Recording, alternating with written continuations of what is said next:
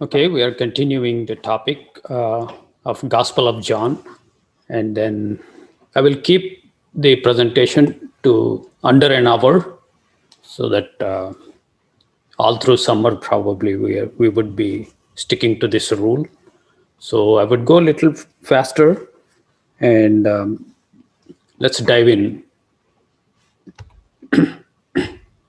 So far, we have covered few topics in first three chapters, and we have covered new covenant, just barely introduced the new covenant. Today we are going to talk a little bit more about what this new covenant is. And then new temple, we discussed about this new spiritual temple, and also discussed about new birth, which brings us into this new kingdom. Actually, these two are greatly related to one another. And then last time we discussed about new survival in this spiritual wilderness. You are in danger of bitten by spiritual snakes, and in spite of bitten by snakes, you can survive when you look to cross what it means. And plan for today, several new things are introduced in Gospel of John, Gospel according to John. Today we are going to cover three topics: new water, or spiritual water, or spiritual living water, and then new worship. It's a brand new worship. And what about that? And those who do this worship are called new worshippers. New worshippers. So, what is this worship, and what is this worshippers? So, these two are tied together. If somebody is doing this worship, you are a worshipper. And if you are not this new worshipper, you will not be doing this new worship. So, these are very intricately interconnected. And the new water, last time we discussed about surviving the spiritual wilderness from snake bites and scorpion stings. And then the other danger is, for the survival, no water, no food. Now we're going to touch base upon the water, the spiritual water, absolutely essential for your survival in this spiritual wilderness. When we come to chapter 6 of John, then we would be introduced to new bread. So these two are very related. New water is introduced in chapter 4, and then chapter 5, chapter 6, new bread. So we cover all the four features of the wilderness: serpents, scorpions, no food, no water. God provided manna as the only source of food, and also the water that He provided is the only source. Any other water is a danger. Either it is polluted, poisonous, or you have other infections. You need pure water from God. And we are going to cover first 26 verses of chapter 4. And today we're going to discuss in chapter 4, in first 26 verses, a Samaritan woman encounters Jesus. In chapter 3, we studied how Nicodemus, a Pharisee from Sanhedrin, he encounters Jesus. So we see various encounters of people, different people with Son of God, and each encounter brings us a rich set of teachings and a rich insight into the whole episode. So we go with episodes, and today we confine our discussion to this episode where Samaritan woman encounters Jesus Christ, or Yeshua, Son of God, Son of living God. So I want to discuss something as an introductory thing for the new worship and new worshippers. We need to understand the word spirit. The spiritual architecture of man. Just want to introduce, this is a huge subject.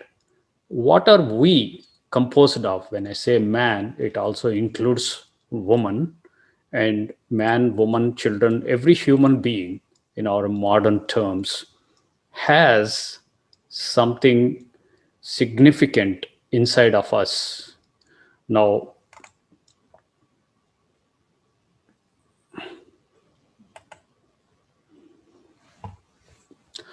now all of us have a physical body.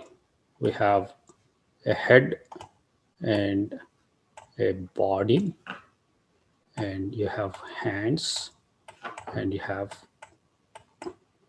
waist, and then you have legs, and you have feet.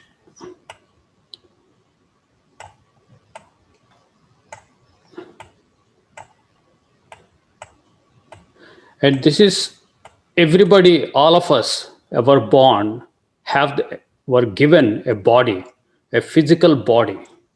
And in addition to this physical body, we were also given a spirit, which is typically called spirit of man or human spirit.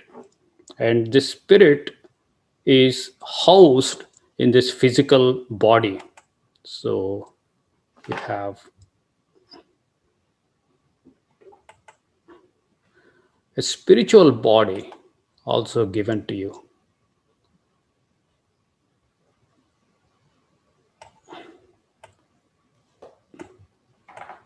This is housed inside your physical body, and this spirit does not have life in itself.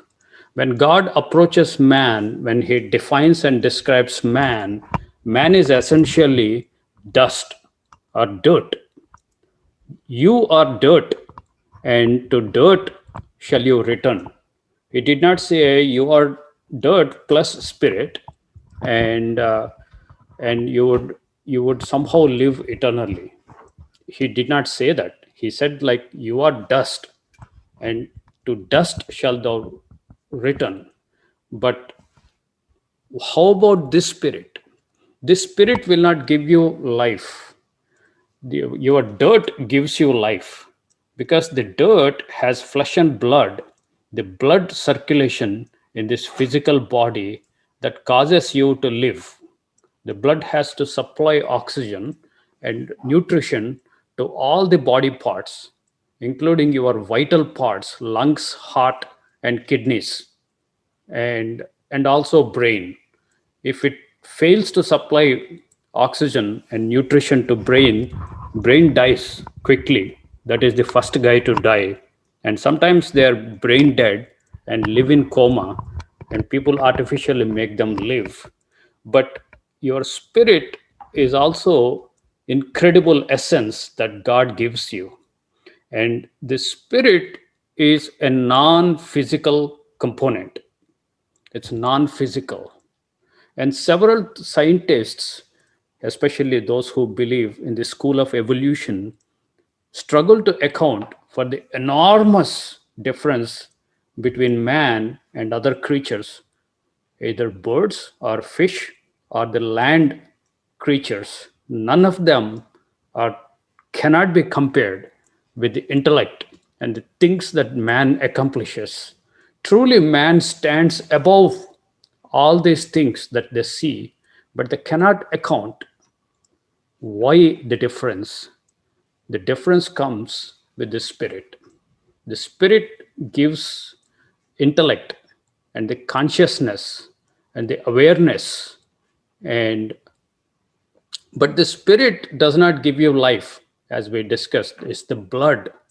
Blood is always symbolized consistently from Genesis to Revelation. It symbolized life. So the circulation of blood, when it stops, the person is declared dead. And as long as you are alive and the blood is circulating, you are functional, and the spirit stays within you and make you aware, make you think, make you speak. So both are go hand in hand. In fact, if you take brain, most people confuse brain with mind.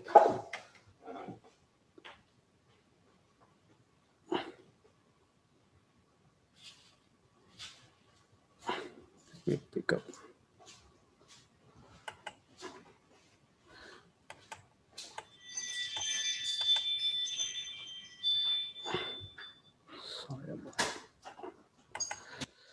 So this is brain. This is physical brain, right? It's all convoluted sheet-like thing, and the top of that there is mind.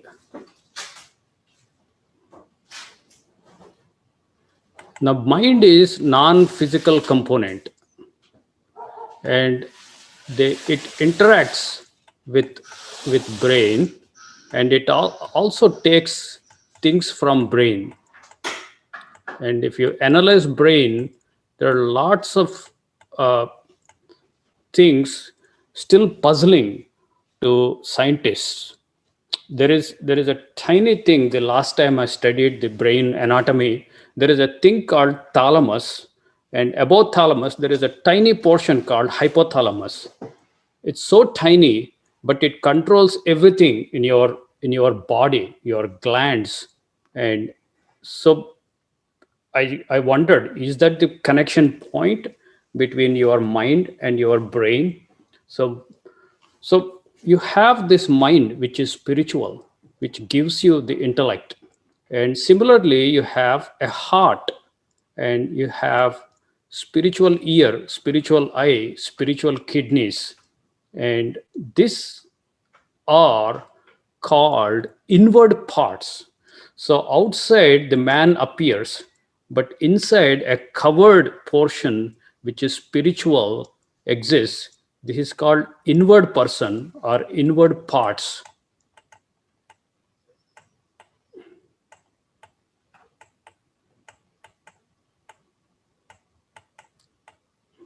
So we are composed of several parts or several portions of this spirit, and each portion has a specific purpose. And sometimes God calls the whole person, inner person, as your heart. Sometimes is very specific aspect of the spirit of man, and he distinguishes that from mind, and also distinguishes from the kidneys.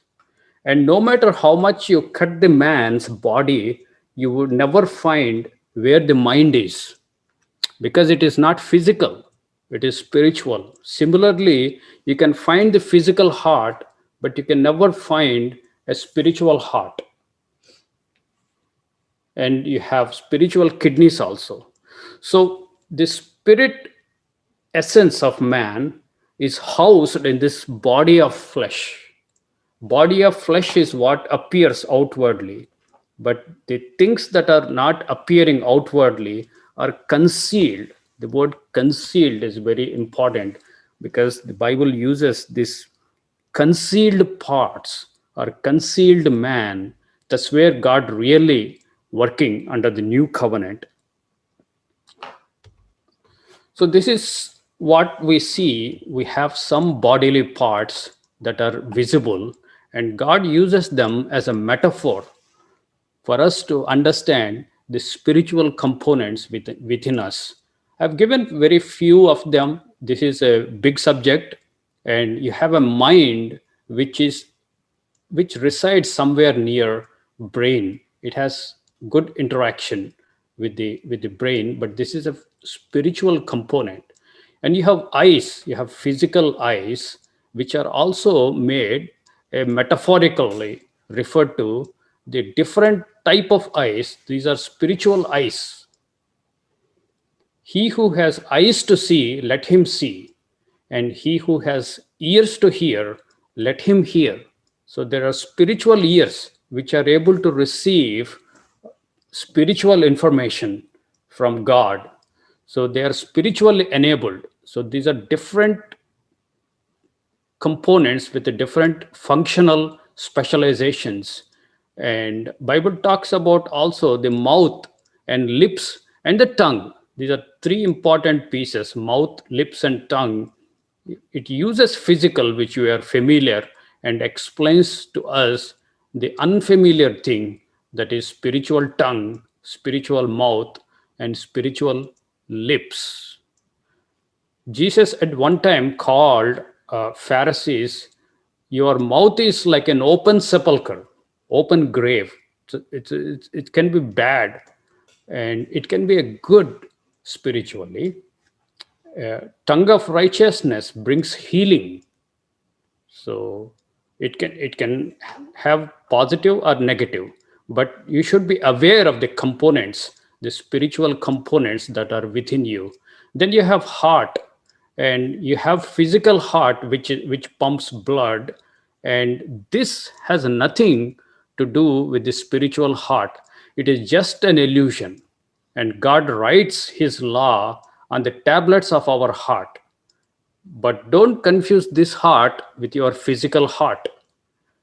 No matter how big, powerful microscope you use and see on its surface, you would not see a single commandment, because the law is not physical, as it was written on the two tablets of stone.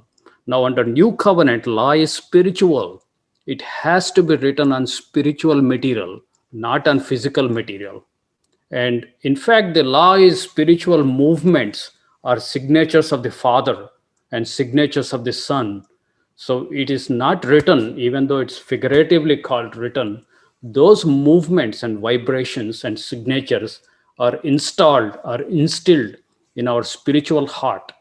So same is kidneys. Kidneys is a big subject, and you have physical kidneys which purify blood, and you have lots of fat around kidneys as well as heart. If you look at the anatomy, physical anatomy, they are heavily covered with fat.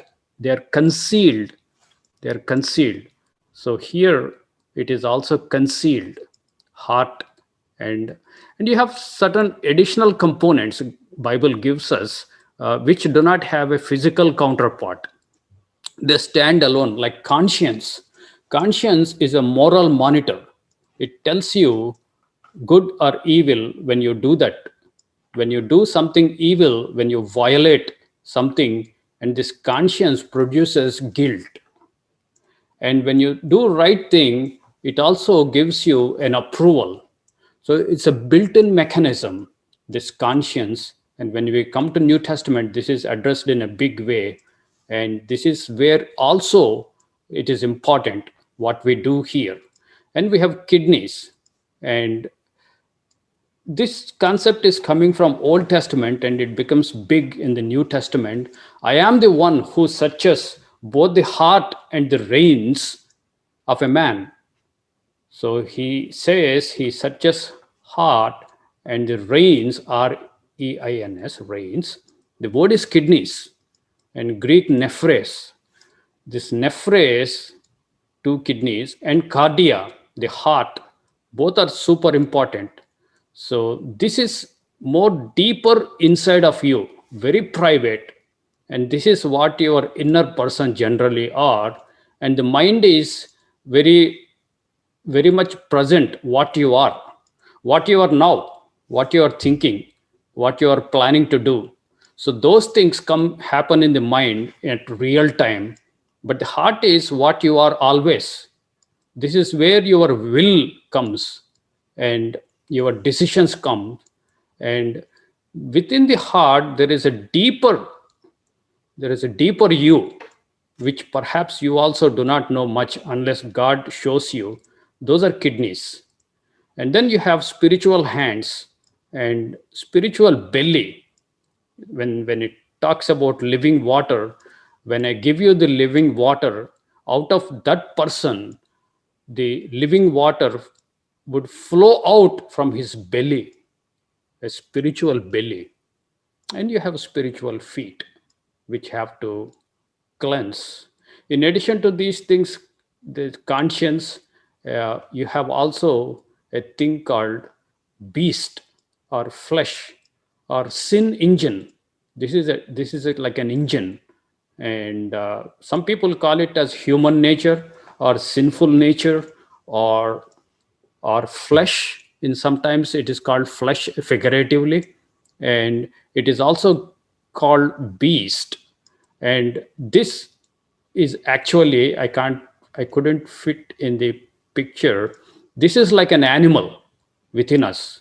Every man and every woman have this component within them.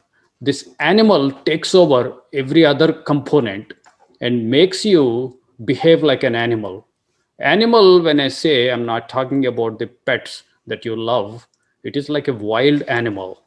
You have no discretion, and you have no concern, no sensibility, no sensitivity, and all the manners and all the good things that you have learned are just wiped away when this guy hijacks you.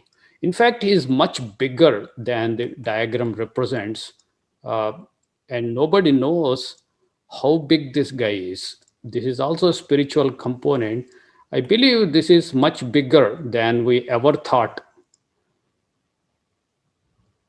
When this guide takes you over rest of the components, when you are under grips of this, you behave like beast. No sensibility, no sensitivity. Every All of us can recall moments and times in our lives we should have behaved much better. We knew better, but still we fall victims to this flesh. And this is not external to us, this is internal to us. In fact, God calls us as part of us. And until we die, we have to live with this guy. This is enemy within, and enemy sleeping with us. And this guy suddenly wakes up and takes over when an opportune time comes. So he has his own game and his own strategy, and he makes you fall, he makes you sin. And don't confuse this guy with its devil. Devil is external enemy. This is internal enemy that causes us to sin. And this actually, devil uses this guy. His work becomes easier because of this guy to get us. And how we got this guy? Courtesy of Mr. and Mrs. Adam. When they sinned in Garden of Eden, the sin entered through one man to all the human beings, and all have sinned because of this sin. And this is a pretty big uh, magnitude size, and never underestimate the power of this. And then, with this background, your spiritual inward spiritual man or woman is housed within this. So these are inward parts. So with this background, when God says spirit, it is very contextual. And when sometimes he talks about all the spiritual components within you, and he calls them as spirit. So this is very important when we discuss the new worship, because it is closely tied up to this new worship.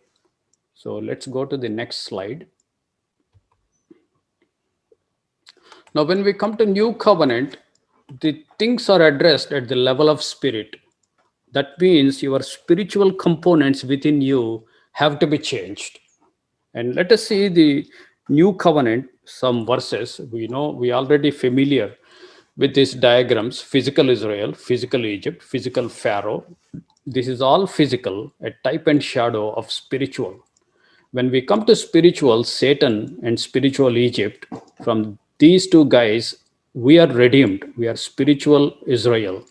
We are drawn from both physical Israel as well as physical Gentiles. Now we are spiritual Israelites. And instead of Moses, we have Son of God, Yeshua, Jesus. He brings us to the Mount Sinai, Zion, or Zion, and makes us to enter into a covenant with him and his Father. And he brings the law, just like Moses brought the law.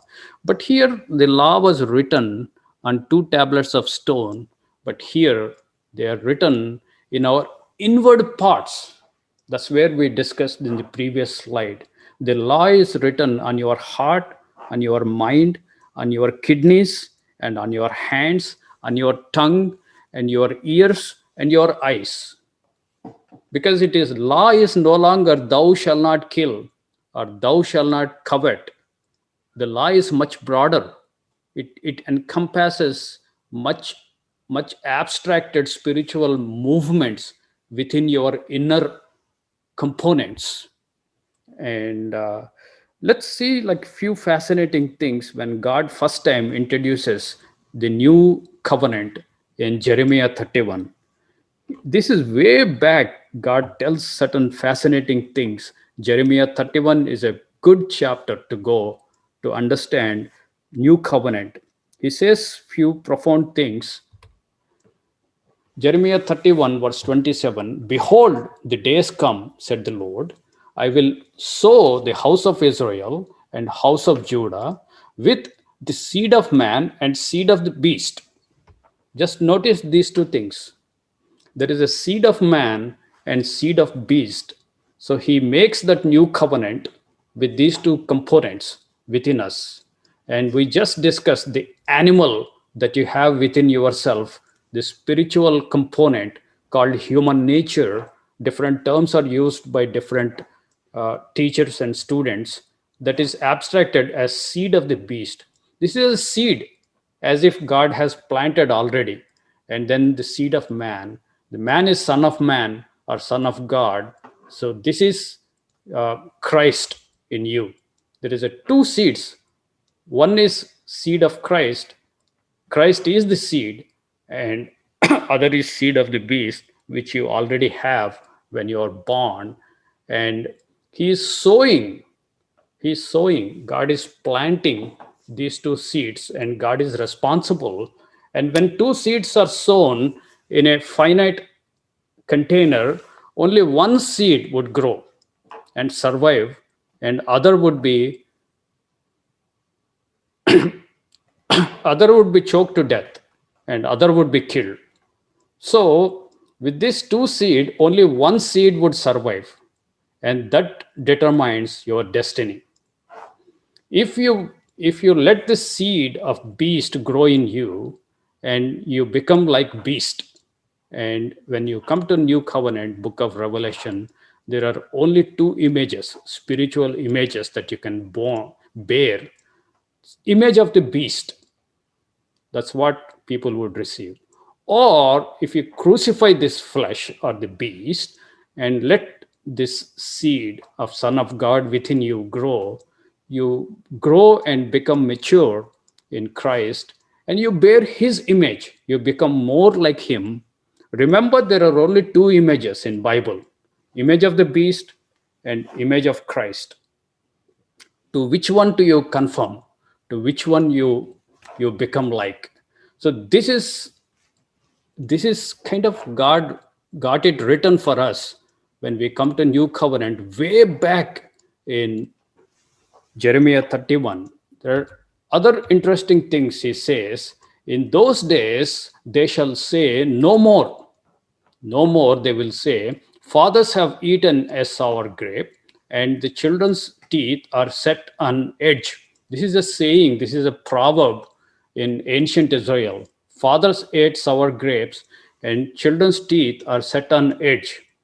But God says, they shall say no more when we come to new covenant. Everyone shall die for his own iniquity, and every man shall that eats the sour grape, his teeth shall be set on edge. So he is delinking you from your fathers. Your father's sins would not be transferred to you. You will die because of your own sins. On the converse, your father's righteousness will not be transferred to you. If you are righteous, you have to be righteous if you want to live.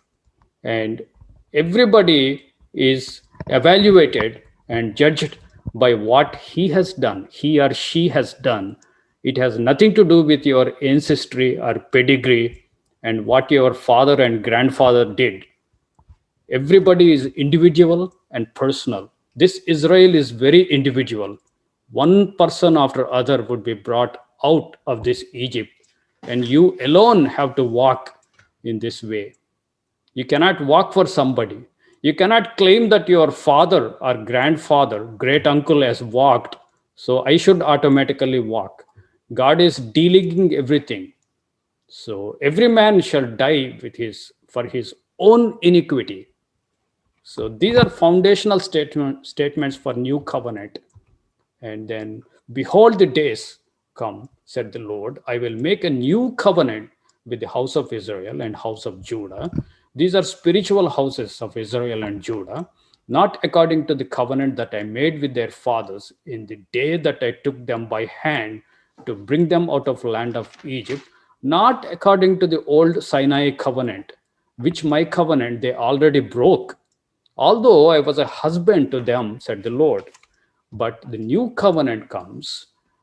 But this shall be the covenant that I will make with the house of Israel after those days, said the Lord. I will put my law in their inward parts. This is super fascinating statement. He's talking about inward parts where he will put his law. This is Hebrew word kerub. It is covered or concealed parts. Now, God doesn't tell us what those parts are until we come to New Covenant, New Testament scriptures, and write it in their hearts, Hebrew leb. And I will be their God, and they shall be my people. These are all signature statements for New Covenant. He will write the law on their hearts and inscribe them in their inward parts. Wherever you see these sentences, that should flash your mind that he is talking about the new covenant. And also, I will be their God and they shall be my people. These are all signature statements of new covenant that God will make. And uh, and they shall teach no more every man his neighbor, every man his brother, saying, know the Lord, for they shall all know me, from the least of them to the greatest of them, said the Lord. I will forgive their iniquity, and I will remember their sin no more. This is forgiveness, total forgiveness of sin is possible only under new covenant. No wonder Yeshua Jesus Christ picked up this theme when he offered at the Passover the symbolic broken body and shed blood. Do this in remembrance of me. This is my blood shed under new covenant. That is how he picked up and completed this thought. Our sins are permanently, completely forgiven with his blood. And because of the new covenant, that's what he said. And with this background, let us dive into Gospel of John. And John 4 verse 1 to 8. Here the Samaritan woman encounters Jesus at the well, which was actually given to Jacob, and Jacob gave it to his son Joseph. And Jacob always remember his name was changed to Israel. That's a type and shadow of the new Israel that is going to come. Wherefore, when therefore the Lord knew how the Pharisees had heard that Jesus made and baptized more disciples than John, though Jesus himself baptized not, but his disciples, he left Judea and departed again into Galilee. So here is the danger. When Pharisees began to see that he is making more disciples, now their focus is no longer on John the Baptist, but on Jesus in a negative way. They feel threatened and probably they want to persecute him. If possible, they want to kill him. When you have an enemy alive and active and seeking to harm you, it is not wise to go into their arms. So he avoided Judea and is departed again into Galilee. So the Galilee is the place outside of Judea, and Jews do not go outside of Judea because they have to pass through Samaria. Samaritans are like untouchables for them. They just detest them. So they don't go after Jesus to persecute him if he departs to Galilee. It's a smart and wise move on part of Jesus Christ. If Son of God, who is all knowing and all powerful, and his Father's full backing on him, if he is avoiding his enemies like this, how much more should we be wise and avoid our persecutors? And just to give you a thing, this is Judea. This is where Jews and Pharisees live. And when they came to know that Jesus is baptizing more people, and he immediately left Judea to go into Galilee. This is Galilee. This is Judea. North of Judea is Galilee. And in between these two is Samaria. Samaritans are there. And you have a town called Sychar. This is where the Samaritan woman encounters him. Probably this is the route he is going. And there is also Mount Gerizim, important, we will see. And he has to pass through Samaria into Galilee. And he could have chosen several routes, but there is an intention on him because the whole event, whole encounter is well orchestrated from heaven to teach us several important things in this via this encounter.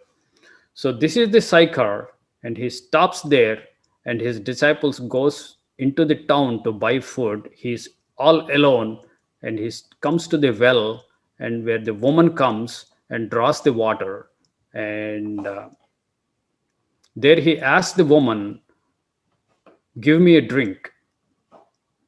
So let's pick up the story, this map. And he must needs to go through Samaria because he is withdrawing into Galilee. Then cometh he into a city of Samaria, which is called Sychar, near to the parcel of ground that Jacob gave to his son Joseph. Now Jacob's well was there. Jesus, therefore, being wearied with his journey, sat thus on the well, and it was about sixth hour.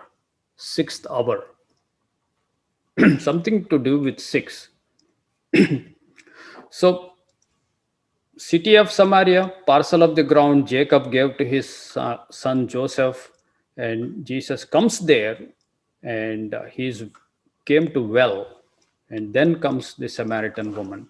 There cometh a woman of Samaria to draw water, and Jesus said unto her, "Give me to drink." Give me something to drink. Because his disciples were not there, they went away into the city to buy meat. Then said the woman of Samaria unto him, How is it that you, being a Jew, ask drink of me, which am a woman of Samaria? For the Jews have no dealings with Samaritans. Jews have utter contempt for Samaritans, and they might say a word to a Samaritan man, but woman is beneath their dignity, even to consider her as a person. And you have a culture in that woman have no standing as a human being, as a person. Those are like dangerous times for women, and it's very hard to grasp these things if you are born and raised in America. And she was shocked that he, being a Jew and he, being a man, is asking a drink of her. That was itself a surprise, and that's why she raised a flag. How come you are asking me, you being a Jew, and I am a woman, and not only woman but a Samaritan woman. So then Jesus makes a profound statement. Jesus answered and said unto her, If you knew the gift of God, he's talking about gift of God, and who it is that said to thee, Give me drink, you would have asked of him, and who he would have given you living water. Now he's introducing a hugely different subject of living water. So if you would have asked him, I would have given you living water, and which is also gift of God. It is not for purchase, no price tag. So this living water comes from God as a gift, and only Son of God can give you this living water. And uh, and this itself is a huge statement for anybody to make. And when somebody, some stranger walks into you and tells these kind of heavy things, you get immediately suspicious and perhaps may take an offense. Who is this telling these things using the name of God, gift of God, and I would have given you living water? So woman is already confused, and then she also kind of questions him, who are you? And you seem to be claiming as somebody supernatural, but are you really greater than Jacob, our father, who gave this well? And we have all the patriarchs, Abraham, Isaac, Jacob, and other major prophets and minor prophets, all have come and gone, and they have a rich history of godly people and God dealing with them. Now this Jew, a stranger, comes and make this big statement, I will give you living water. So her response is quite normal and natural. The woman said unto him, Sir, you have nothing to draw with, the well is deep. She's still thinking about the water in the well. From whence, from where then has you that living water? Are you greater than our father Jacob, which gave us the well, and drank thereof himself and his children and his cattle? Who are you supposed to that you claim? Since you are talking about gift of God and living water, are you greater than our Jacob, our father Jacob? Certainly not, right? You look like an ordinary Jew. I can tell you that you are a stranger, but yet a Jew. So her reaction is normal, but she's also a little skeptical in her question. Then Jesus answered and said unto her, he elaborates what that living water he just introduced. Whosoever drinks of this water shall thirst again. That means the water in your well, which you are trying to draw some. If you drink that water, you would thirst again. You have to come back again for more water tomorrow, day after. As long as you live, you need this physical water because your thirst is not satiated uh, or quenched once for all. But whosoever drinks of the water that I shall give him, he will never thirst. But the water that I give him shall be in him a well of spring, springing into everlasting life. Here we come to Zoe, this water of Zoe, this living water. It gives Zoe the everlasting life or life aeonian that is given via this water. And the water that I give you would satiate or quench your thirst forever. You would not thirst, you would never thirst if you drink this water which I'm going to give. And in spite of her skepticism, he makes a bold statement and reaffirming just what he said, I will give you living water. Now he is giving more information to her as well as us all that it is something related to the everlasting life. And he also makes another statement, whoever receives this water, in that person, that water becomes a well of water springing up into everlasting life. So he's introducing another well and another water. Samaritan woman was looking to the first well and first water. Now he's talking about new water and new well. The woman said unto him, Sir, give me this water, that I thirst not, neither come here to draw. So she's still thinking in terms of physical thirst, and she doesn't need to come every day here outside the city to draw water. So give me, I have a magical solution. And then Jesus said unto her, Go, call thy husband and come hither. So he asks her to call, bring your husband, then we will discuss about this living water. And then woman replies, the woman answered and said, I have no husband. And then Jesus said unto her, you have well said, or truly said, I have no husband. For you has had 5 husbands, and he whom you now have is not your husband. In that you said truly. He just gives a little background about her life, what she did. And wouldn't that be all shocking if somebody tells you what you did in your life, the whole history? And it just shakes her. And she immediately changes her tone. She removes the skepticism. And the woman said unto him, Sir, I perceive that you are a prophet. See, she acknowledges, you no way you can tell all the things that I ever did.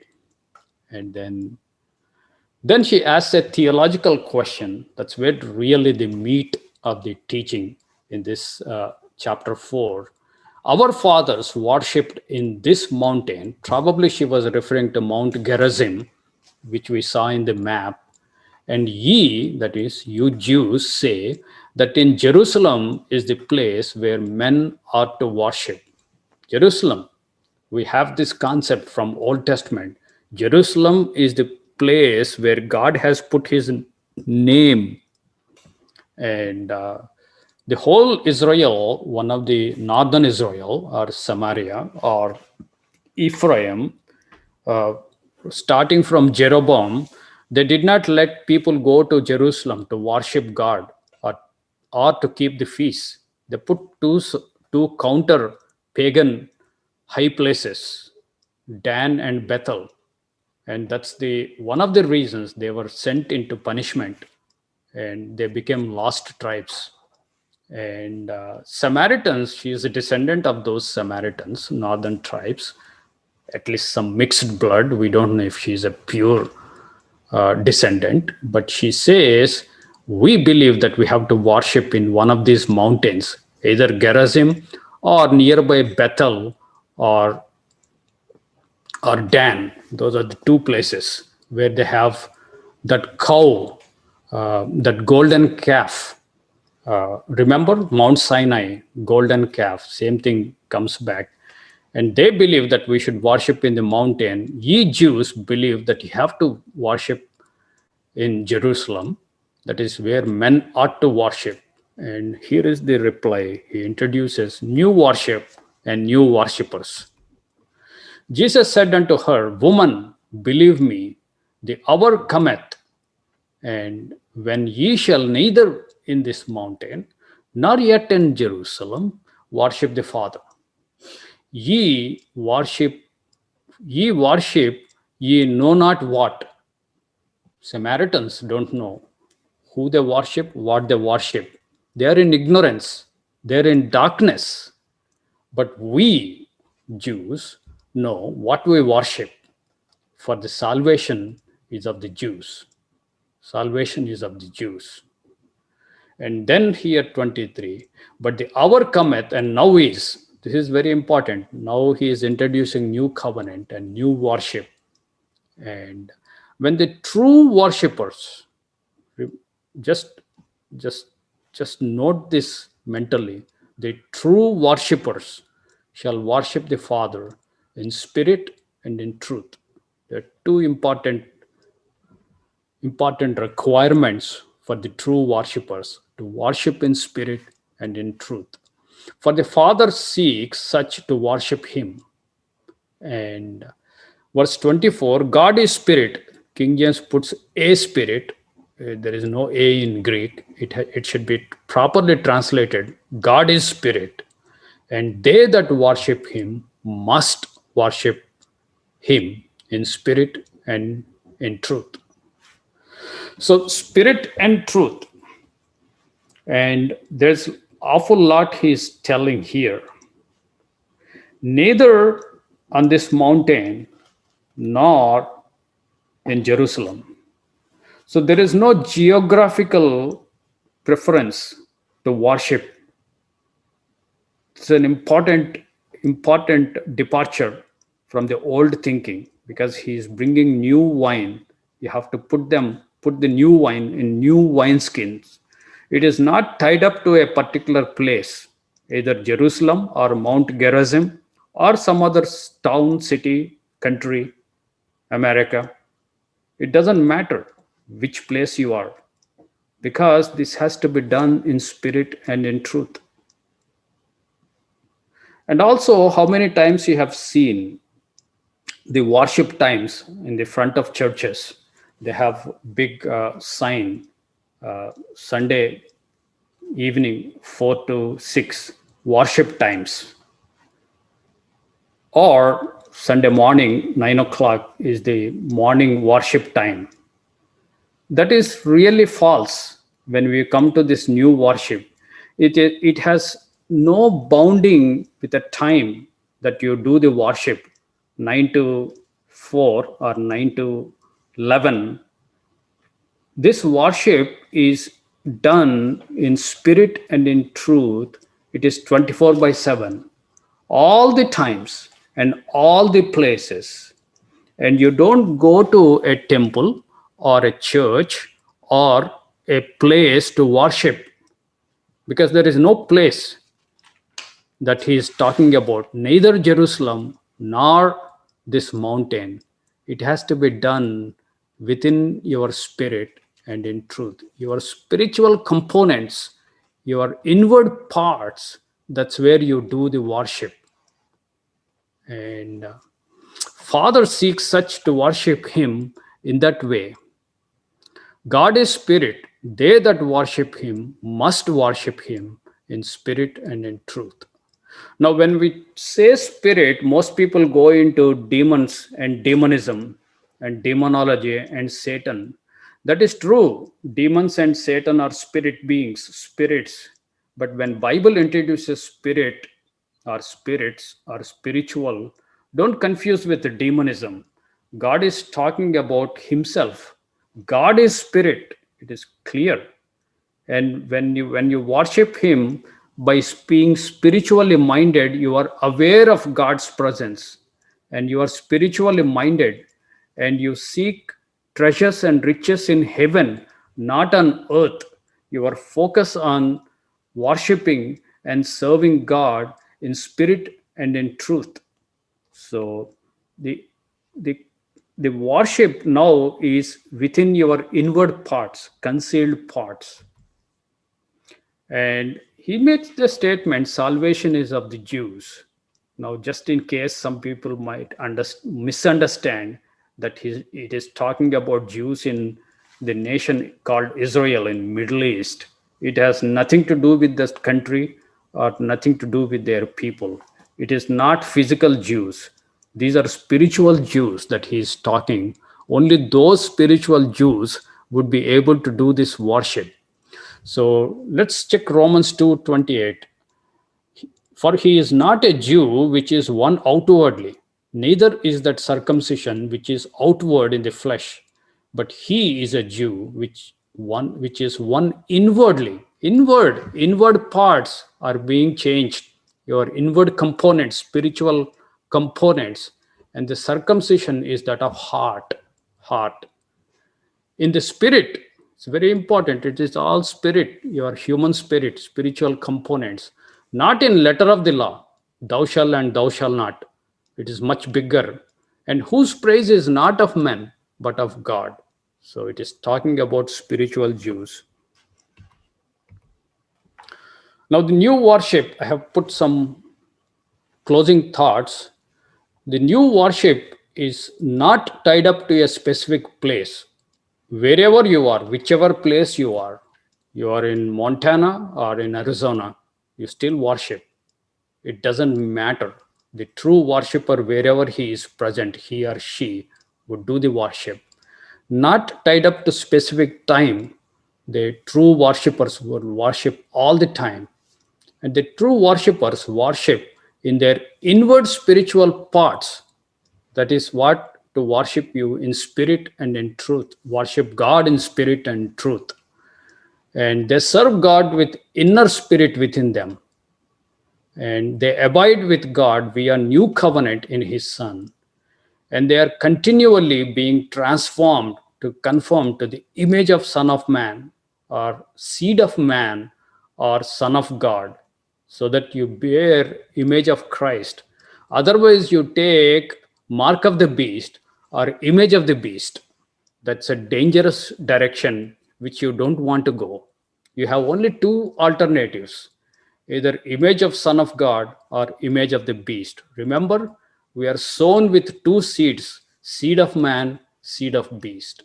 And God writes his spiritual law in our inward parts, inward spiritual components, so that we are enabled or equipped to worship him in spirit and in truth.